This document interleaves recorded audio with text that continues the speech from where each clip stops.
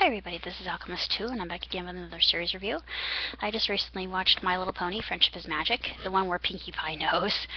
And actually I really enjoyed this episode. I thought Pinkie is my favorite pony, of course, next to Twilight. But it's like another YouTuber said, it was very interesting that they would take upon that theme in a children's show, especially one that's rated TVY. But Candace and Shining Armor are married, so you know, I'm not going to say what happens, but all the other ponies, they really don't have any clue. But I am kind of wondering where they're going to go with that story arc, whether they're going to show Candace being preggers or not. I think they should. I think that would be kind of pushing the envelope a little bit, but still I think it would be appropriate. It's a really cute episode, and Pinkie trying to keep her lips zipped about it, and yeah, it was harder for her than she thought. And you know, I'm good at keeping secrets myself, but when it's something like that, it's kind of hard to do because with something like that, it might already be noticeable. With Candace in this case, no, it really wasn't. But it was good as she sees Shining Armor again, I thought, and Candace, and just to see the two back together and as a part of what's really going on in the series, I thought was really wonderful. They didn't really feature the cutie map, wasn't a part, but I really liked the episodes with the cutie map.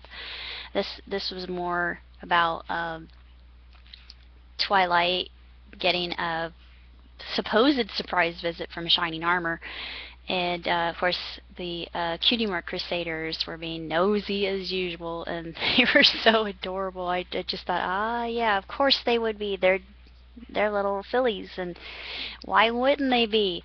And it was just precious, I thought, and this is just such a really good episode. And my laugh out loud moment was when Spike burned Shining Armor's comic by blowing it off. I thought, oh, he's gonna be really ticked off now. But yeah, I know a lot of people who collect comics who would go into a stark, raving,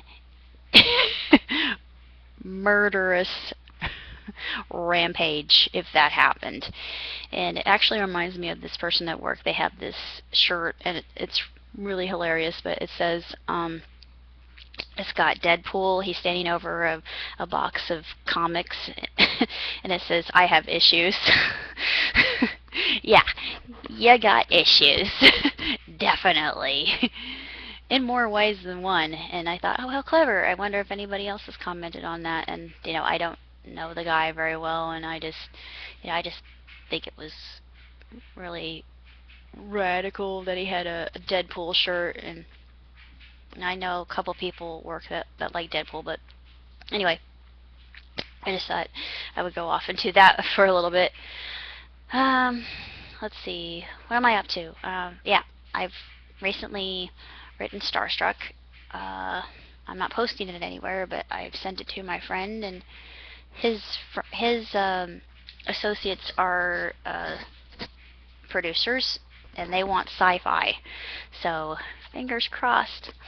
Let's hope they like it. It's a little bit something out of my general paradigm, but I thought I would do something a little bit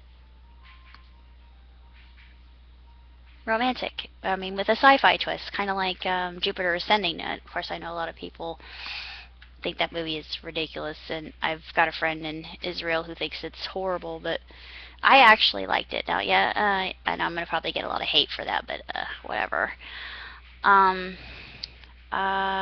Let's see. I just started writing Stabby Possession.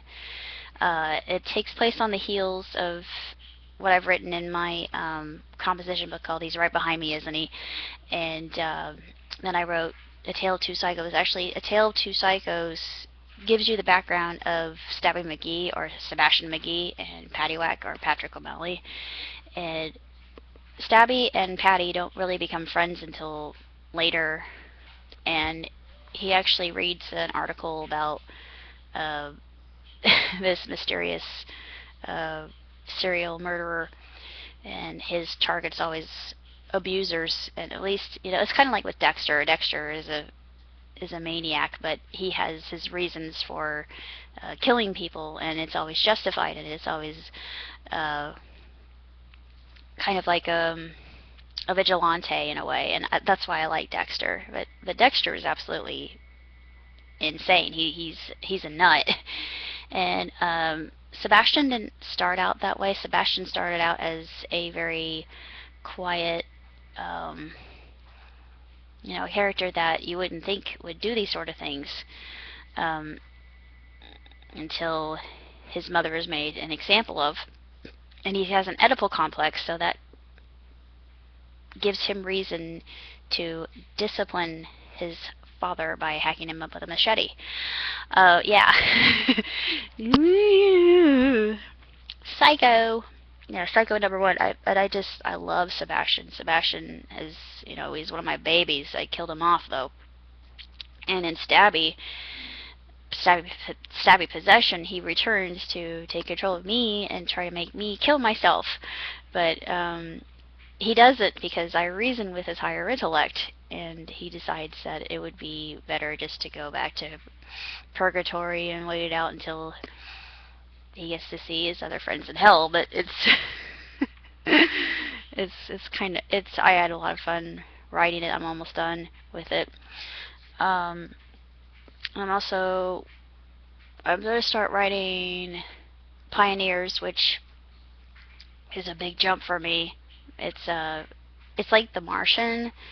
It's about colonizing another world, and this is actually a planet that does exist within our hemisphere and the universe. It's quite a few light years away from us. It's Kepler-7, but Hubble found it. But if we ever achieve warp technology, we can go there. One of many places that's habitable. It's in the quote-unquote Goldilocks zone. Goldilocks zone. I almost made it sound like I was kind of a hick there for a moment. Actually, I didn't sleep very well last night, so if I slur or if anything comes out kind of awkward, you know why. But that's pretty much my review of the one where Pinkie Pie knows, and I really enjoyed it. I thought it was a very well done episode, very well executed. It didn't really show the extent of her psychic power. It didn't really go beyond. The only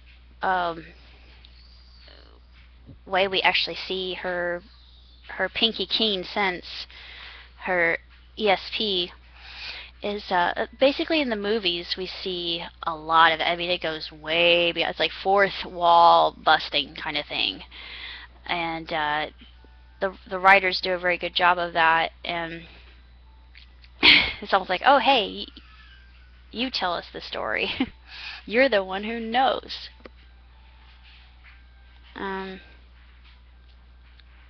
That's basically all I have to say about things I've been doing. Of course, I have some parodies coming up, which shall be appropriate for Halloween. But that's it. So I shall see you next time. Bye. Live long and prosper. Ciao, tutti.